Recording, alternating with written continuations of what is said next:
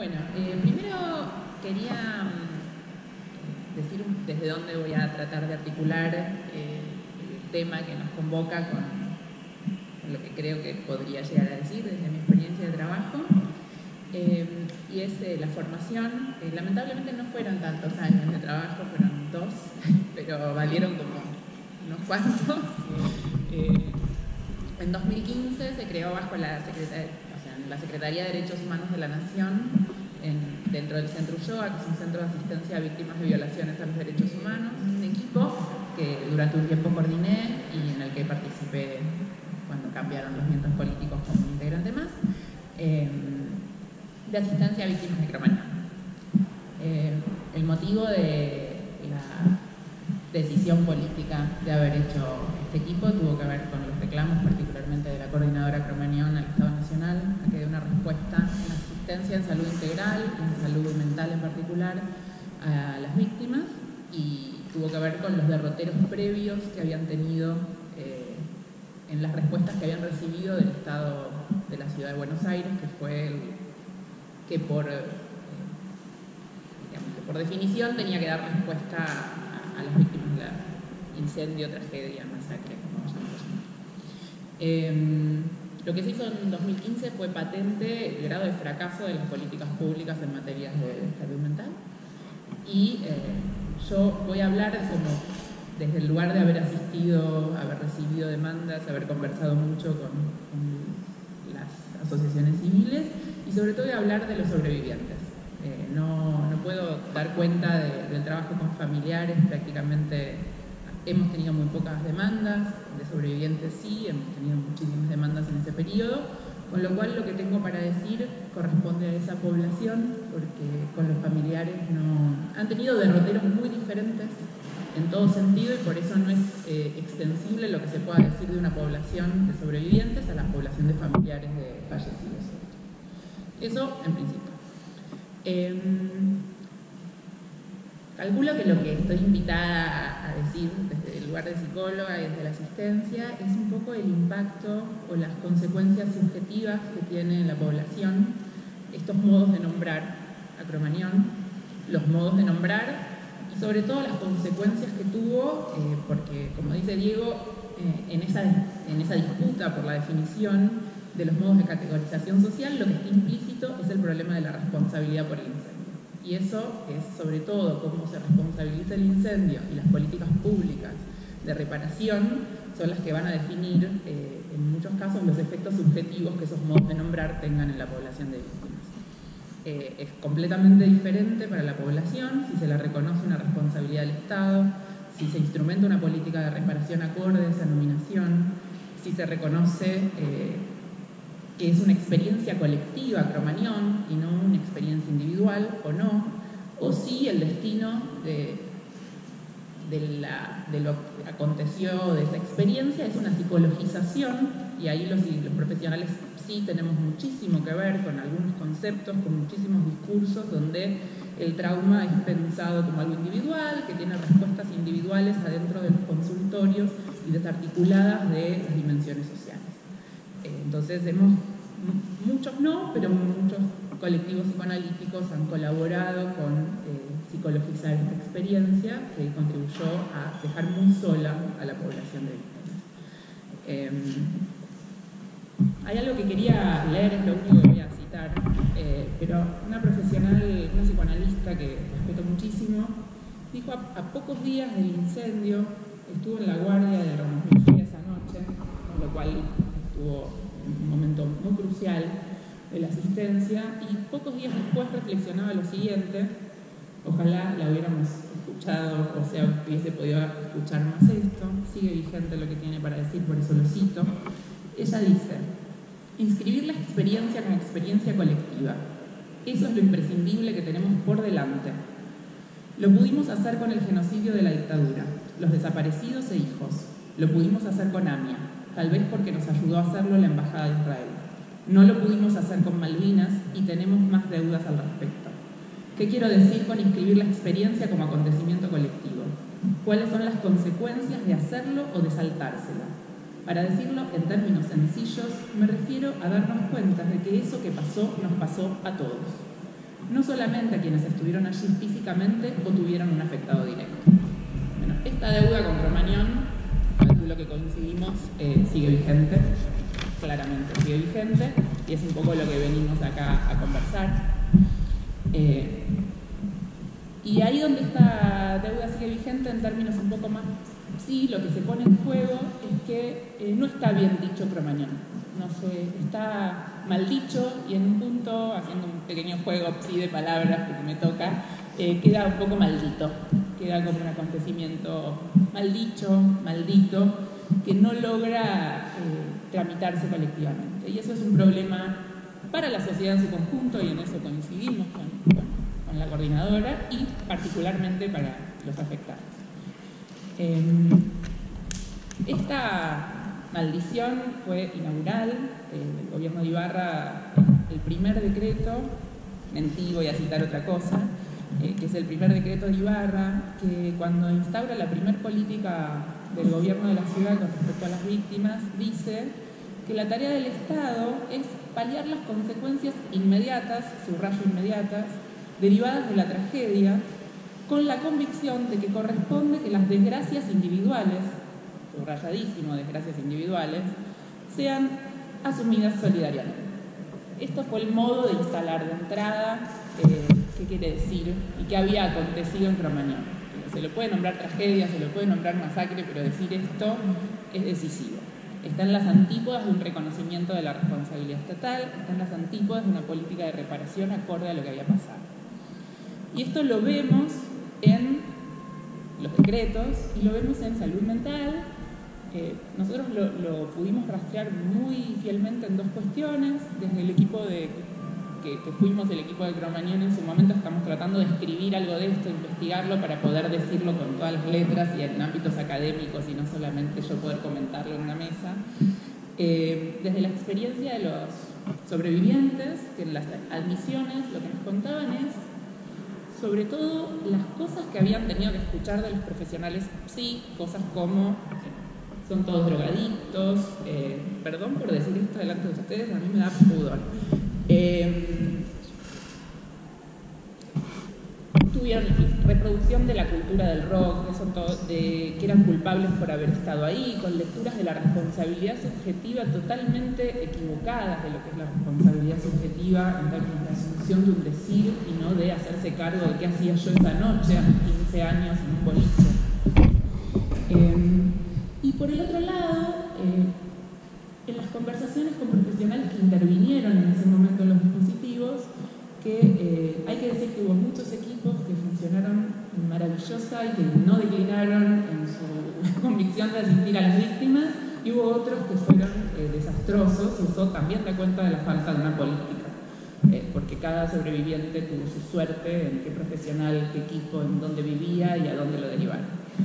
Pero hay una profesional que en una de estas entrevistas nos dijo algo que a mí me dejó perpleja, que me sigue dejando perpleja y que hoy, un par de años después, voy a discutir acá, que ella me dijo, estaban mal de antes. Y acá resuena un poco con lo que dijo Nico hace un rato sobre la generación que fue afectada por Cromañón, que en muchos casos, pensándolo después, que estaban mal de antes. Eran pibes que habían caído del neoliberalismo, muchos, o sea, Cromañón Callejeros era una banda callejera, tenía un público muy diverso, se había hecho muy popular, pero venía del rock barrial, había muchos pibes que en esa época estaban muy caídos del otro social, estábamos en el 2004, habían crecido con el 2001, habían hecho sus estudios en el menemismo, familias con familiares desocupados, donde en algunos casos nos decían, Cromañón no es lo peor que me pasó. Venía como una secuencia de tragedias y catástrofes sociales que tenían que ver con el otro social al que pertenecíamos. Y en ese punto yo pensaba, si uno piensa y puede decir que había algo que estaba mal de antes, si la trama social estaba desgajada, si ya venían con familias que era difícil que albergaran ese sufrimiento, con poblaciones que estaban afectadas por un montón de otras tragedias, más razones para una política reparatoria. Todo lo contrario. Uno puede pensar eso para excluir, para dejar por fuera, para no hacerse cargo de la responsabilidad estatal en el daño, o puede pensar que si efectivamente toda esa población, todos nosotros tuvimos que ser reparados desde el 2003 con políticas sociales, de desarrollo social, de jubilaciones, un montón de cosas que reparar. Bueno, más aún a las víctimas traumáticas. Como más razones para hacer una política reparatoria. Porque sabemos justamente que las experiencias traumáticas, las catástrofes sociales y esto a lo que nos dedicamos normalmente a dar cuenta los profesionales psí, es que los traumas tienen un efecto muy desorganizador. Que una experiencia como Cromañón puede ser devastadora para un psiquismo, que lleva muchísimo trabajo reconstruir los tramas, elaborar eso que aconteció. Y lo que vimos todos, es que para muchos de los jóvenes que estuvieron en Cromañón, haber estado ahí tuvo un efecto de interrupción de la trayectoria vital, que no contaron con los recursos subjetivos o familiares y de ningún modo en general sociales y políticos y las políticas acordes para que esas trayectorias de vida fueran reconstruidas con políticas de trabajo, de estudio, de salud integral y de salud mental, con subsidios, con una decisión política que ayudara a reconstruir la trama de esas vidas. Y en esto es donde se juega el destino de los nombres, como lo vemos por lo menos los profesionales, sí, en ese punto. Y lo que nosotros vimos, trabajando 11 años después, fue, en muchos casos, en muchos otros no, porque nada es para todos, ningún efecto es para todos los sobrevivientes, nada se puede pensar como globalmente, pero sí para muchos, en muchos casos, fueron efectos de mortificación muy graves. Muchos no los vimos porque no llegamos con la política, porque nunca llegaron a demandar ayuda. Muchos no los vimos porque fueron efectivamente mortificantes y tenemos que lamentar los 18 suicidios que lamentamos hoy en día. Pero que estos efectos de mortificación lo que hacen es cristalizar los sentidos, cristalizar las posibilidades elaborativas de los sujetos que atravesaron estas experiencias, y que hay algunas marcas que se ven. Una que a mí me llamó muchísimo la atención cuando empecé a trabajar fue la insistencia de las referencias a la inmolación. Yo nunca había escuchado tantas veces hablar de inmolarse. Y eso tiene que ver con el modo en que algo es recibido. No hace falta inmolarse si alguien te da un lugar, si alguien te escucha. Había muchas fantasías de inmolarse para ser escuchados, para que la legislatura escuchara, para que el gobierno diera una respuesta. Y había pequeñas inmolaciones efectivas y lamentables de gente que tenía que ir a los servicios, a las oficinas de asistencia a la víctima, a pedir ayuda con su propio cuerpo, lastimándose, lacerándose para ser oídos. Eso es algo que no se puede permitir y que el gobierno de la ciudad ha alentado, no solo no ha intervenido sobre eso. Algunas cuestiones estructurales de la política es pensar que para que un subsidio se renueve cada 6 meses, alguien tiene que seguir dando cuenta de modo permanente de su daño. ¿Cómo se hace una política para que alguien deje de estar dañado si cada 6 meses tiene que dar testimonio de que sigue dañado para seguir siendo beneficiario de esa política? Bueno, esos son los callejones sin salidas de las políticas mal articuladas.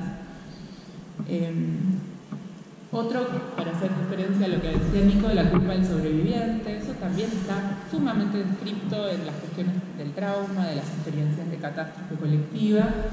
Y lo que nosotros nos encontramos en las demandas era, además de la objetivación de la culpa en muchísimos casos, era en la presentación algo de la solidaridad resistente de las víctimas pero a la vez de cómo eso no se había podido tocar, porque nos venían a decir algunos pacientes: yo no sé si hay lugar para todos, si alguien lo necesita más, dénselo a otro, yo puedo esperar. ¿Cómo seguir reproduciendo que no hay lugar para todos? Allí donde en algún lugar, habiendo muchos, quedaron algunos habiendo fallecido, el drama de la experiencia de la culpa del sobreviviente, de pensar que le podría haber tocado a uno, es un deber que haya lugar para todos.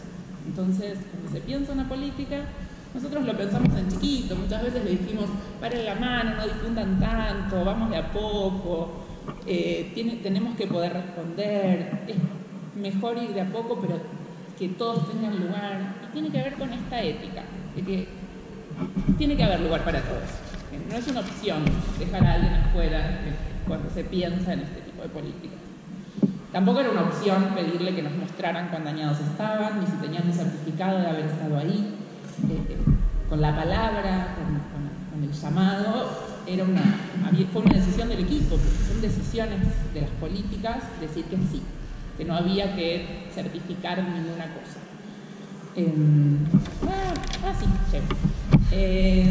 Bueno, a este punto quiero hacer un elogio de la coordinadora, porque me parece alucinante ese trabajo y porque me parece que hay que hacerlo.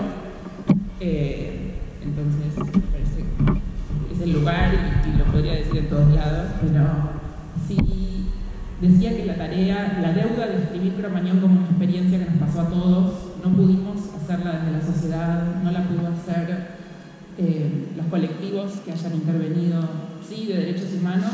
Esa deuda es la que están peleando la coordinadora Cromañón con su encomiable posicionamiento. Cromañón nos pasó a todos, con su disputa simbólica en las canchas de fútbol, en los recitales, en cada acto de derechos humanos, diciendo esto, que es fundamental que se ha dicho, y en las demandas dirigidas al Estado, que se recogen desde la reglamentación de la ley, desde las políticas que nos vinieron a pedir a nosotros, que son que el Estado repare salud, educación, trabajo, y que permita justamente que se rearticulen y se reconstruyan las trayectorias de vida que todavía tenemos la oportunidad de reconstruir, de reparar y de ayudar en esa elaboración.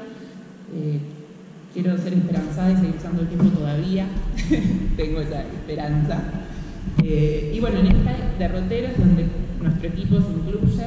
Nuestro equipo sin la coordinadora no hubiese existido, no solo por la demanda que la coordinadora nos hizo, sino por el trabajo codo a codo que tuvimos todo nuestro tiempo con ellos, porque cuando un Estado fue tan cínico con una población, la única manera de que volvieran a confiar en el Estado fue que alguien dijera, ahí se puede ir, ahí los van a escuchar. Ellos fueron los encargados de la difusión de nuestro trabajo, y eso también fue una decisión, porque ellos eran los que podían decir que iban a ser recibidos de otro modo, y esa fue una tarea que han hecho y que han logrado que muchísimos sobrevivientes se acercaran a demandar. Nosotros hemos hecho todo lo posible por recibirlos bien, espero haber tenido algún éxito en ese ámbito.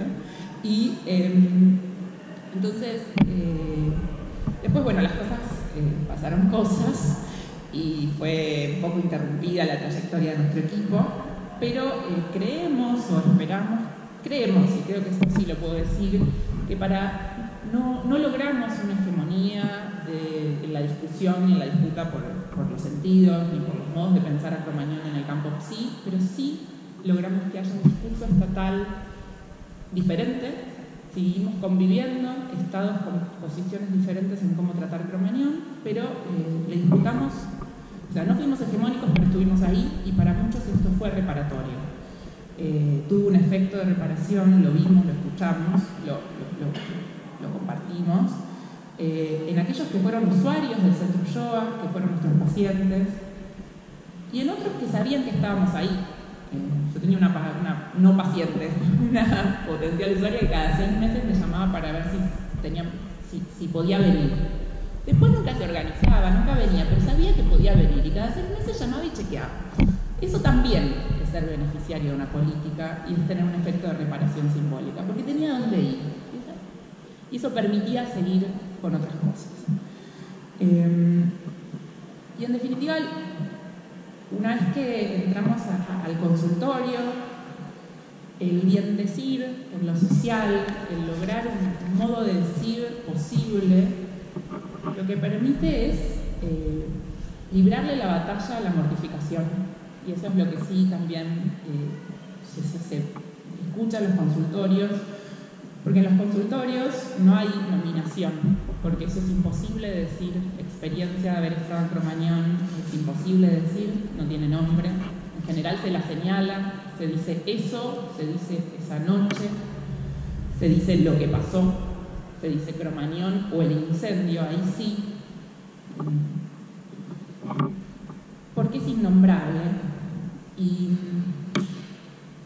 hay un pedido que yo escuché muchas veces, una vez que se ponían en marcha los tratamientos, los decires, la transferencia, la confianza, que era ayúdame a salir. Muchas veces era ayúdame a salir de ahí. Y esto lo rescato porque el ayudarme a salir tiene un valor de que eso, que también da cuenta de lo que significa una experiencia traumática, que es que eso sigue aconteciendo. Hasta que eso no se inscribe de algún modo en cada sujeto, a su manera, en cada subjetividad, eso sigue en gerundio, sigue aconteciendo cada vez. Y entonces nuestra tarea, una vez que se puede bien decir en lo social, que se puede deslizar, que se puede metaforizar, que se puede nombrar de distintas maneras, bordear cada uno a su modo, es la posibilidad de que eso se convierta en una marca singular de cada uno, que además es una marca que tiene un antes y un después, que es pasado, que no es algo presente que sigue en gerundio, que se escribe como pasado, como algo que se terminó, que entra en relación con otras marcas de la vida, con anteriores, con posteriores, que se dialectiza, que dialoga y que esa tarea permite también que esas historias se sigan escribiendo.